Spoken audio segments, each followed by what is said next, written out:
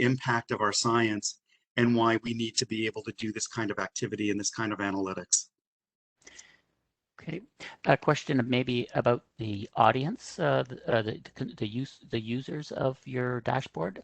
Do you Sure. monitor the usage or view the usage of the dashboard, are these consulted heavily by staff or only used by the performance role? So we've started with the performance measurement role, but increasingly we are looking to be able to assist our programs in program performance analytics, and as well as the evaluation shop to be able to provide data into the evaluations that get done of our programs. Every program gets evaluated every 5 years with a formal evaluation that's done by independent evaluators. So we are going to be using this kind of data to be able to provide evidence on their activities and their impact and the results at the program level as well. Okay, I think I'll try to combine two questions into one. The two questions relate to your alt metrics, and are you looking at other sources of related impact indicators? And one attendee suggested, for example, beyond Twitter, Instagram, Discord, and other platforms. The problem we have is getting access to that data in a way that's A, cost effective for us, and B, is it relevant? There are a plethora. I mean, we could be tracking any number of different kinds of platforms. The real issue becomes getting the APIs, and is it worth the investment in the time and effort to connect up those APIs and bring the data in? Does it give us any more information that's of value to us than what we're already getting from the major platforms? Okay, and then question here, please please identify, like, who are your stakeholders then? Like, how would you summarize that? Oh my goodness. Well, if you go out from the tree rings, so to speak, our closest stakeholders and collaborators are provinces and territories, particularly around sustainable forestry management, sustainable cuts, and harvesting.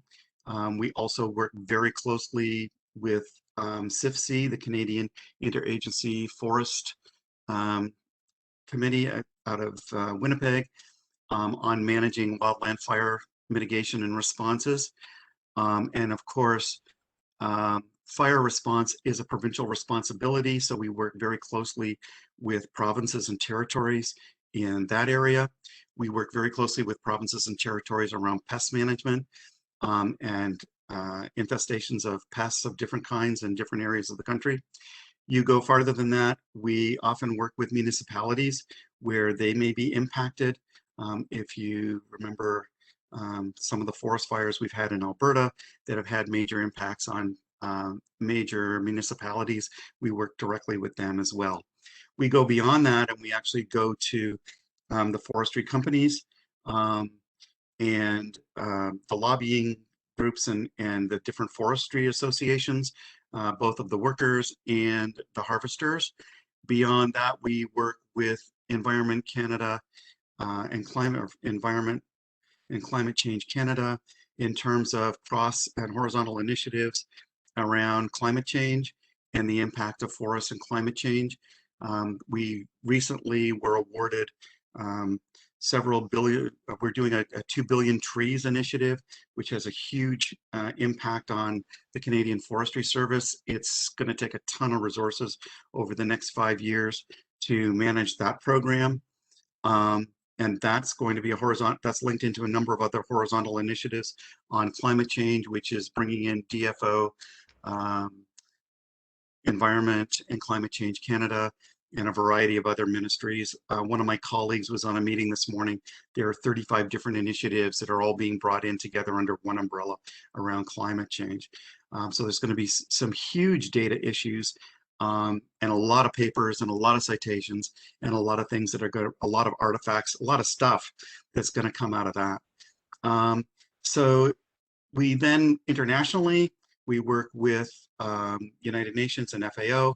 We actually report to FAO, and we work in conjunction with a whole group of sort of Arctic nations, including Russia, United States, Scandinavian countries that are all involved in boreal forest issues. And we collaborate and cooperate with them, and our research is often done cross-sectorally and cross-jurisdictionally as well. Okay, I think we have time just for one last one, and this relates. So you're speaking. Is Tish. This speaks specifically to. So you're with the Canadian Forestry Service, and it used to be the case that there used to be three. I think there was 3 libraries formerly with NRCan. They're now merged under the umbrella Yes. of NRCan Library. Yes. And they produce the GeoScan database, for example. Are you working with them at all on some of this? Absolutely, intimately, because they actually hold the licenses to the databases that we have to access. So we work very, very closely with them. And in fact, we're sharing now our technology and what we're doing and looking at opportunities to leveraging that data for inquiries that they get and for opportunities that they see as well. Okay. Well, I think we'll have to finish up there just right on time. And once again, thank you very much for participating in our conference and giving us a little bit of insight into the perspective of an important scientific division within a science-related department, of which there are several. And I think it's very helpful for our community to have a little bit of that perspective. Thank you. It's been a privilege to be here. Have a great day, everyone. Thank you. Just before we start our next, I just want to double check with my colleague. Is it Elisa? Will you be jumping in to moderate, or let's double check here. No, that's going to be me, George. Oh, I apologize. Okay, I apologize. Okay. So we're going to have time. We're going to have time for one short presentation back at the University of Waterloo, and then it'll be no, two short presentations. Yes. Okay. And then we'll have a break. Okay. Well, I still there? Where'd he go? George, come back.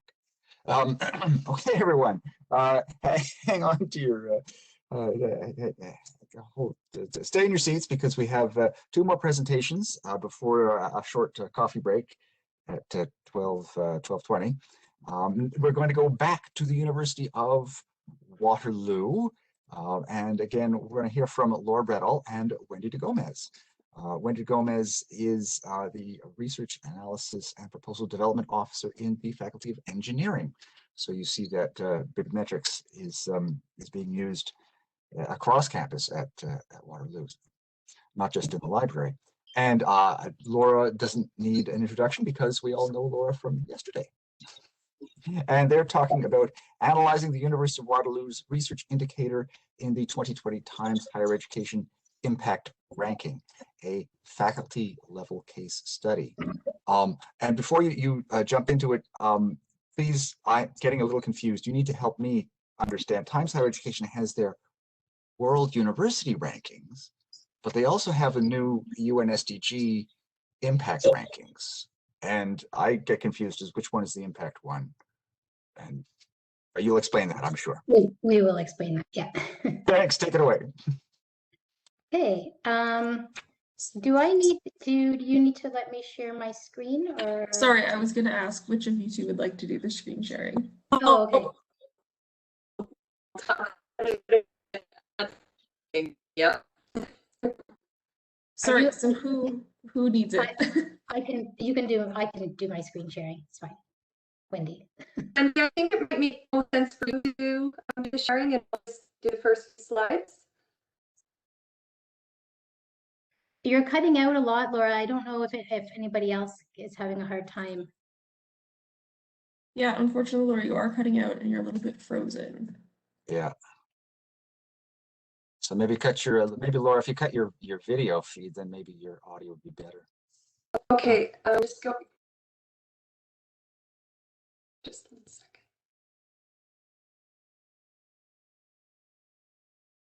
A little bit better now. Are you good now? Sorry Yeah. about that. Okay. Rural Wi-Fi. I'll blame it on that. If Wendy, if you'd like to also start your presentation in presentation mode, Yep. that'd be great. Yeah, sorry. I just was annotating by accident. Just do you just what's that? How do I move this little screen at the top, all of the buttons on the top? Does it just disappear automatically? If you go down to the bottom of your screen, actually, where you can see notes and then little symbols beside the minimize, if you hit the one right there, that will start it as well. Oh, perfect. Okay. Okay.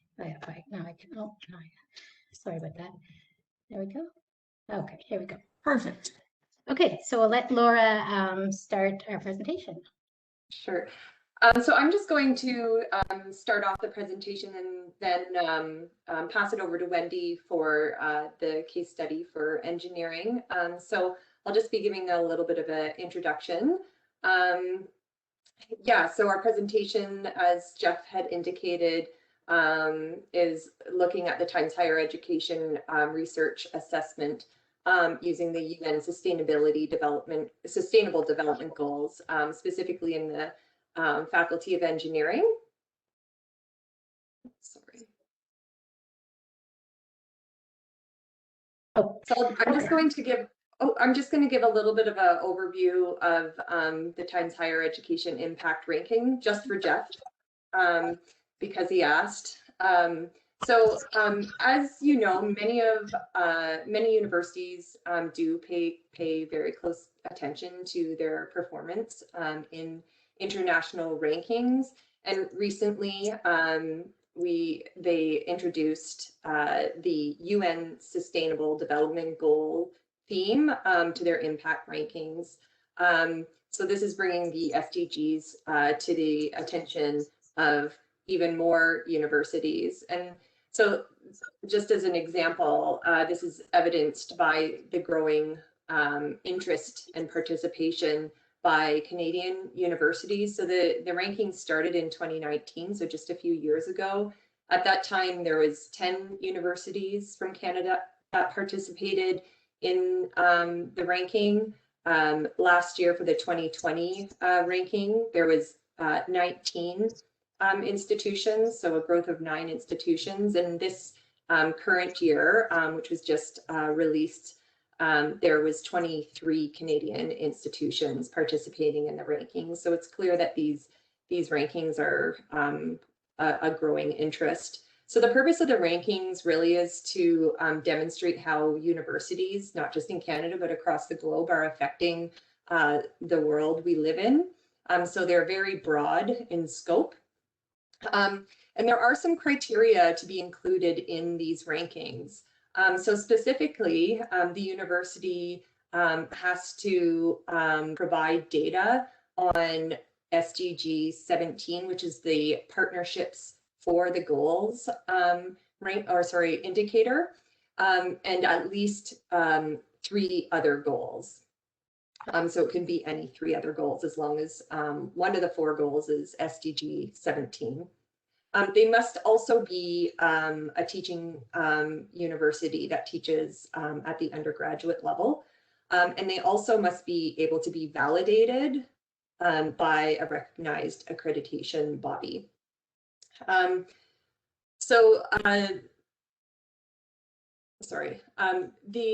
This impact ranking ranks universities using 4 indicators, so research, outreach, stewardship, and teaching. However, I just wanted to say that we're going to be focusing on the research indicator for today.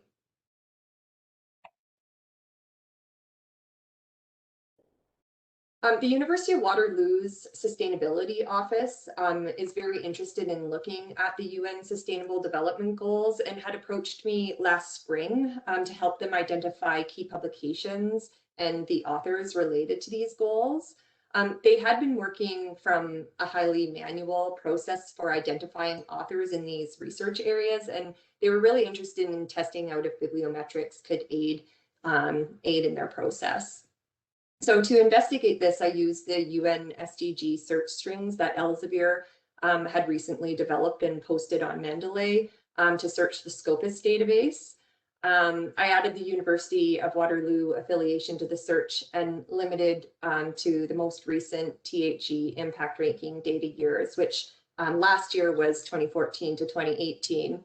I was then able to upload the data into SciVal for further analysis, and from there I was able to create author and publication lists.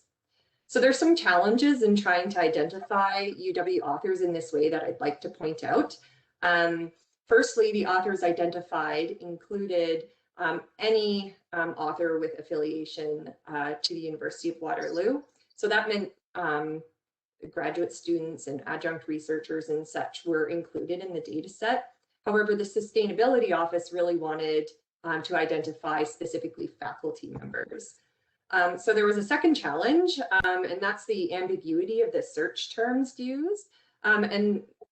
This caused there to be overly broad identifications of both publications and therefore the authors. And it is therefore somewhat difficult to blindly trust the outputs of these searches. So what I would recommend is doing some manual spot checking. And doing this, we noticed that some of the authors would probably, that were identified, would probably not agree that their research falls under the scope of the specific SDG that their name was being identified under. So this emphasizes, oh, sorry, I just have a couple other things to say, Wendy. The challenge of having, no, it's okay. So this emphasizes two recommendations that I'd like to make. So the first is that these search strings would benefit from some updating to reflect the underlying targets of the goals. And I think if you were attending one of the sessions yesterday that talked about the SDGs a little bit more in detail, you would have heard from Elsevier that they are actually working specifically on this. So I do recommend that you check out their presentation if you're interested in these methodologies and search strings. And secondly, there is a need for the data to be validated by someone that knows the research unit and the researchers. Therefore, having someone like Wendy who actually works in the unit that's being looked at is really essential. So on that note, I'm going to pass it over to Wendy, and she'll talk about the Faculty of Engineering use case. Yeah, and just before we get into it, just to reiterate what Laura is saying, those same 2 points go for the rest of the presentation and sort of the analysis that you'll see that I conducted. Not so much around the search strings themselves, but actually the authors that are being pulled into the different SDGs and having an affiliation to the SDGs. We found, for example, we have a water researcher who was coming up in some of the SDGs that we wouldn't have expected her to be coming up in just based on the text searches from her abstracts. So same thing I would recommend in the next time we do this analysis, we would get some validation from the authors themselves. But this is a purely analytical quantitative analysis that we've done so far at this point in time. So a little bit about the Faculty of Engineering at the University of Waterloo. We're a top 50 engineering schools in the world in 2020. We have over 10,000 undergraduate and graduate students, 13% of which are international. We have over 348 faculty, 8 departments, and in 1819, I'm not used to WebEx, I'm sorry. In 1819, we had $96 million in research funding. So the purpose of the project from our perspective, Laura's talked a little bit about the institutional purpose, which was to identify the publications and the top authors by SDG at Waterloo. But our purpose was to actually track engineering contributions to the overall Waterloo SDGs over time, track engineering research excellence over time, and then identify engineering faculty members making high impact contributions to the different SDGs.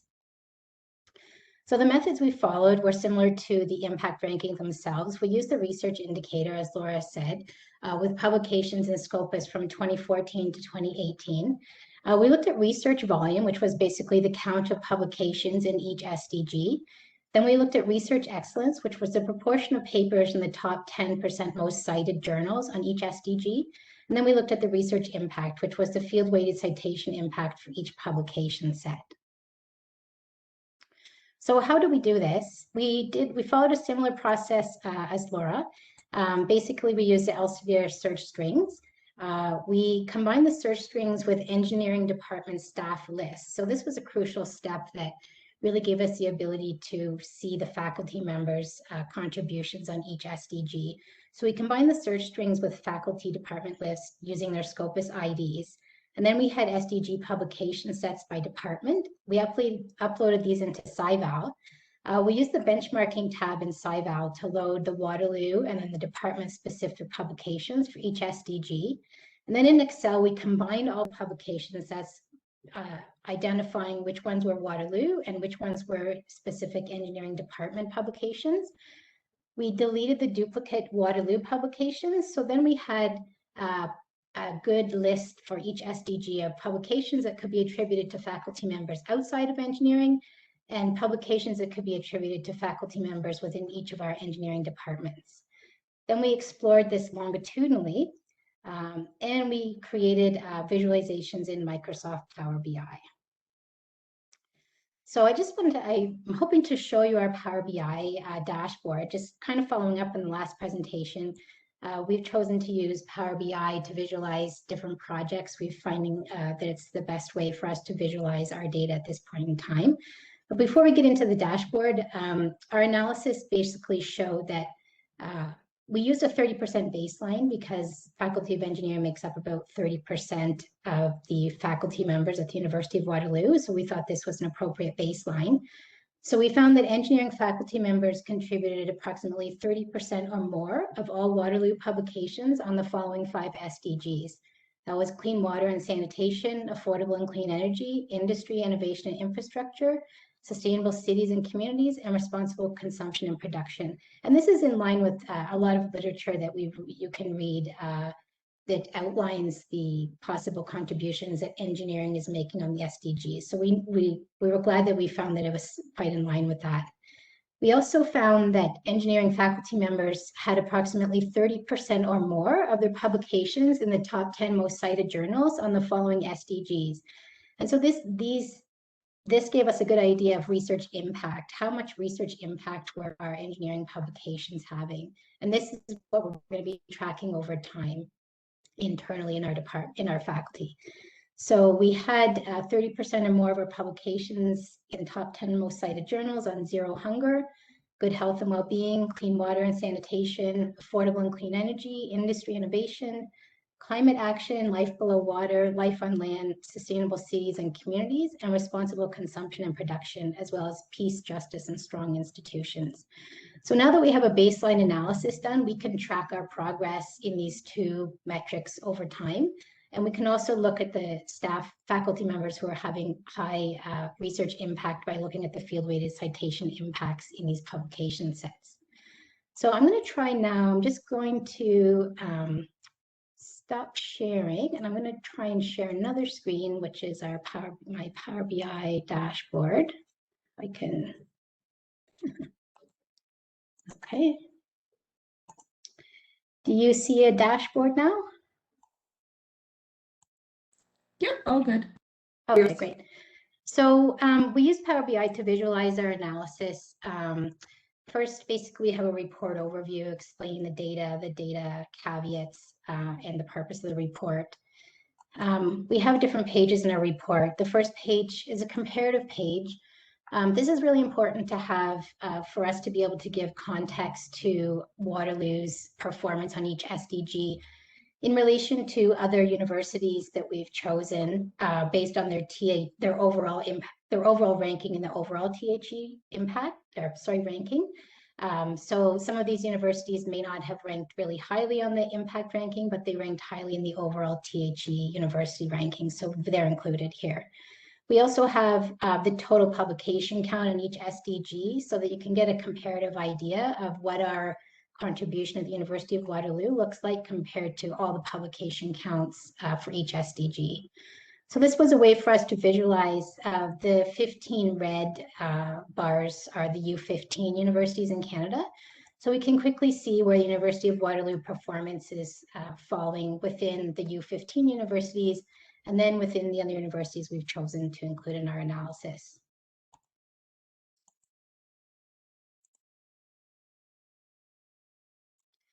So the second page of our report is our overall data report. We use a similar process. We use slicers on the left-hand side. And this is for us to easily visualize the University of Waterloo engineering publication share compared to the whole University of Waterloo for each SDG. And then our publications that are falling in the top 10% most cited journals. So this is a really easy way for us to summarize all of our data and for us to be able to track this longitudinally over time. We also have departmental level data. So because we use the staff department lists, we were able to drill down right into the departments. So we can see in our Faculty of Engineering the analysis based on the departments. We have field-weighted citation impact by departments as well. And using the field-weighted citation impact of the publication sets, we could drill down and we could look for high impact authors, as I mentioned. We have a page in our report that shows specific publications by department. So if we're interested in looking at one SDG, affordable and clean energy, we can see the departments are populating here that have publications in this SDG. We can right click and then we can drill right down into the publication sets themselves. And we find this very useful for administration who want to get a quick idea of what the publications themselves are. We have all the metadata that's pulled right from Scopus here, and we have links to the abstracts. So as long as you're signed into your Scopus account, this link will take you directly to the abstract. We also have all the metrics included as well. So you can sort this data by citations or field-weighted citation impact as well. And then the last page that we have in our report is our top 10 publication report. So if we have someone who's just really interested in understanding the top 10 publications by field-weighted citation impact on each SDG, we can use this page to find that out. So the slicer populates the departments that are showing up here in the top 10 publications. So that's all we have today. Guess we can open for questions.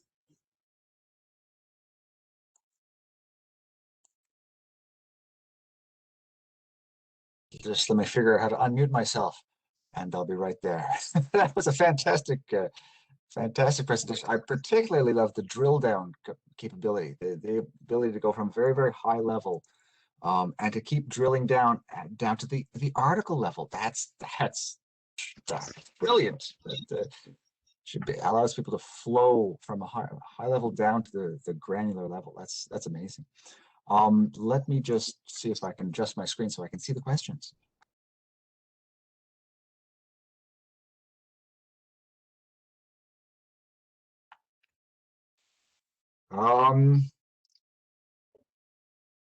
So here's a question. Okay, yeah, how are the faculty lists managed to account for people who are leaving and joining over the the time period 2014 to 2018? Yeah, faculty change. It's messy. Yeah, it's a great question, and that's something that we'll have to continue to improve on. Basically, I used just a static faculty list, which was exported from our executive officer for 1819, and that